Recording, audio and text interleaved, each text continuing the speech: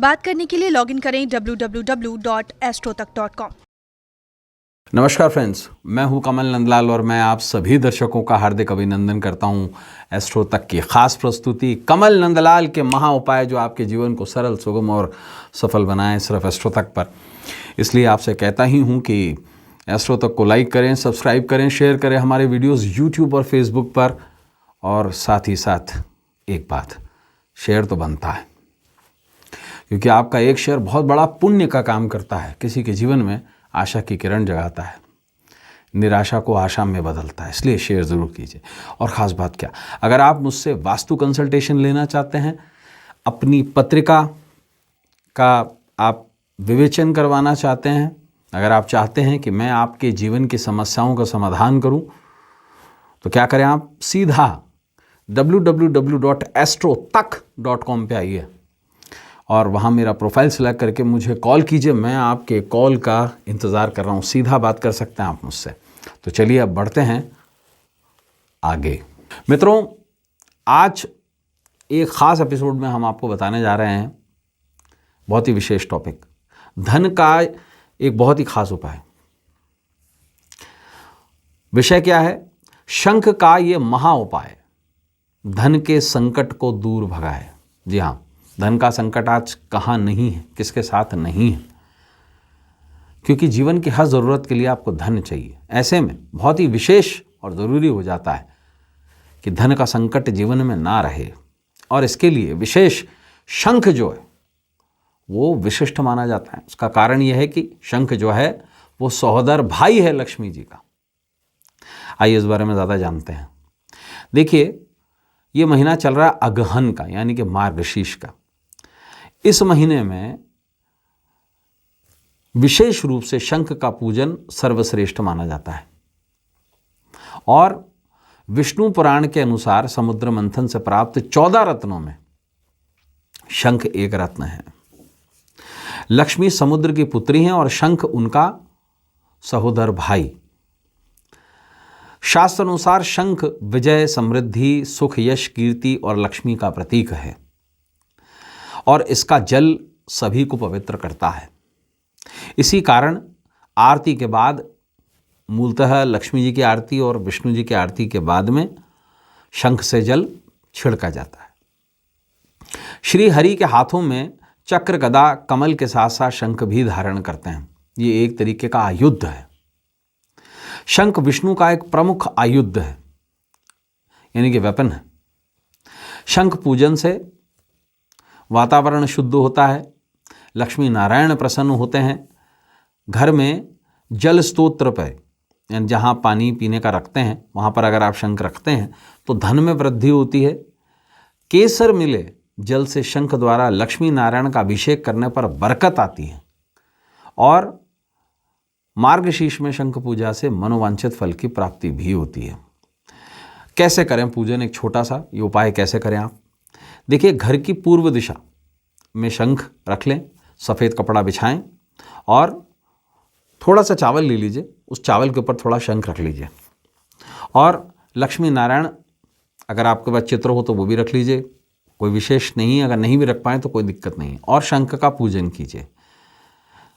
गाय के घी का अगर आप दीपक जला सके बहुत अच्छी बात है, नहीं जला सके कोई प्रॉब्लम नहीं है। क्या करें, आप रोली से तिलक करें, दीपक जलाएं, धूप बत्ती करें और विशेष तौर से गुलाब की अगरबत्ती का प्रयोग करें। रोली चढ़ाएं और थोड़ी सी हल्दी भी चढ़ाएं, थोड़ा सा इत्र और थोड़ा अक्षत। इसके साथ साथ आप विशेष तौर से सफ़ेद कलर का कोई सुगंधित फूल हो तो वो भी चढ़ाएं।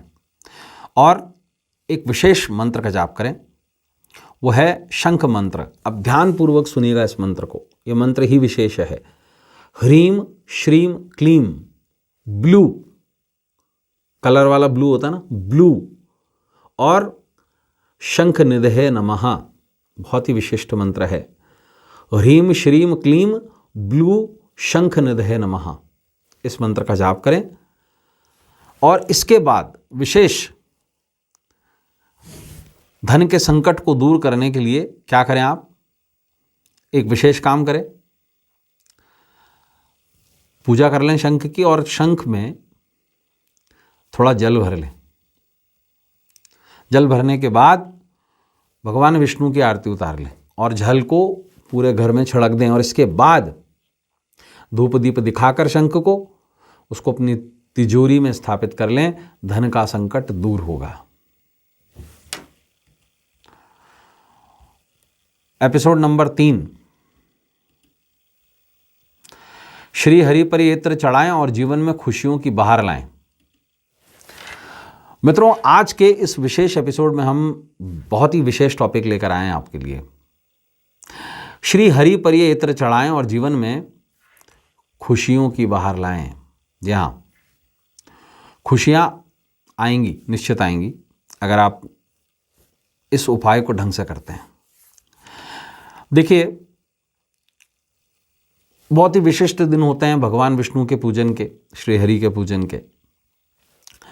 और इस उपाय को आप किसी भी एकादशी के दिन, किसी भी द्वादशी के दिन, किसी भी दशमी के दिन कर सकते हैं।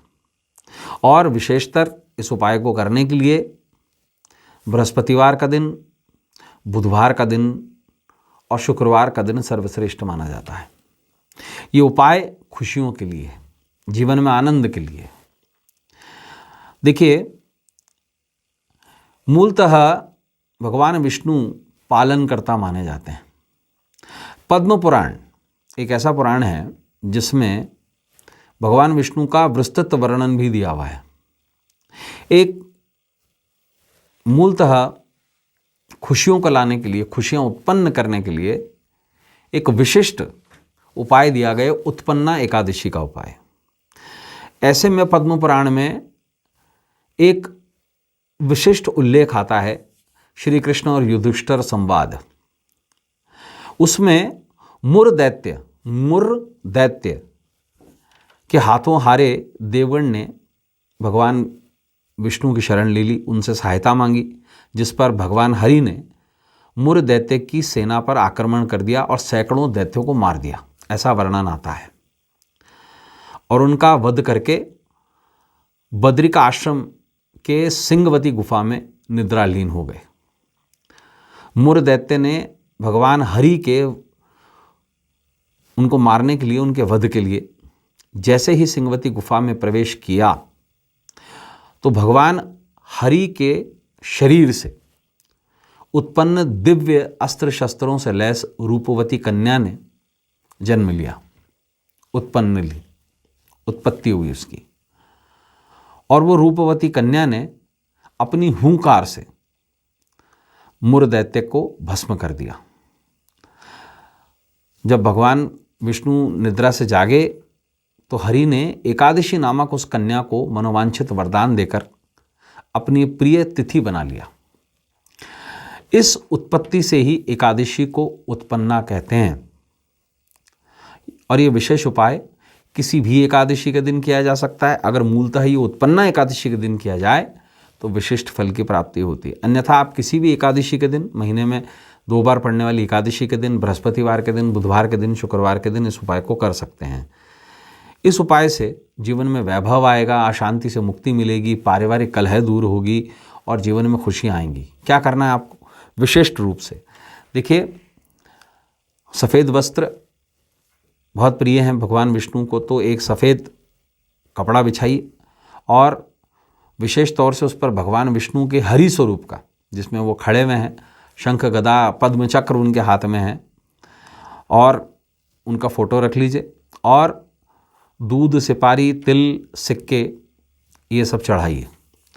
कलश के अगर आप बनाना चाहें तो कलश भी आप बना सकते हैं, नहीं तो आप नॉर्मल पूजन करें, दीपक जला लें, गाय के घी का, चंदन की धूप करें, सफ़ेद फूल चढ़ाएं। अगर आप विशेष रूप से दूध का भोग लगाएं, केले का भोग लगाएं, विशेष होता है ये। और एक विशिष्ट मंत्र का जाप करें और वो ये है, ओम मुरा रातेय नमः। ओम मुरा रातेय नमः, इस मंत्र का जाप कर लें। अब जीवन में खुशियां लाने के लिए क्या करें? क्या वो विशेष इत्र चढ़ाएं? देखिए, जीवन में अगर आप खुशियां चाहते हैं पूजन के बाद में, मंत्र जाप के बाद में भगवान श्री हरि पर आप रात रानी का इत्र चढ़ाकर पूरे साल भर उसका इस्तेमाल करें। तो मित्रों, आज के लिए बस कमल नंदलाल के महा उपाय में बस इतना ही। आपसे फिर मुलाकात होगी एक अलग विषय को लेकर, एक अलग टॉपिक को लेकर कल। जाने से पहले ज़रूर कहूँगा कि एस्ट्रो तक को लाइक करें, सब्सक्राइब करें, हमारे वीडियो शेयर करें, क्योंकि शेयर तो बनता है। कमल नंदलाल ये कहता है, आपका एक शेयर बहुत बड़े पुण्य का काम करता है, किसी के जीवन में आशा की किरण जगाता है।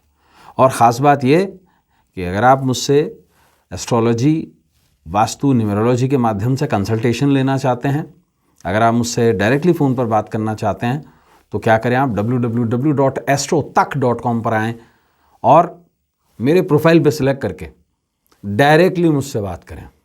मैं इंतज़ार कर रहा हूँ आपके कॉल का। तो अब अपने मित्र को इजाज़त दीजिए, इस आशा के साथ कि आपका आने वाला कल आज से कुछ बेहतर हो। तब तक के लिए नमस्कार, नमः शिवाय।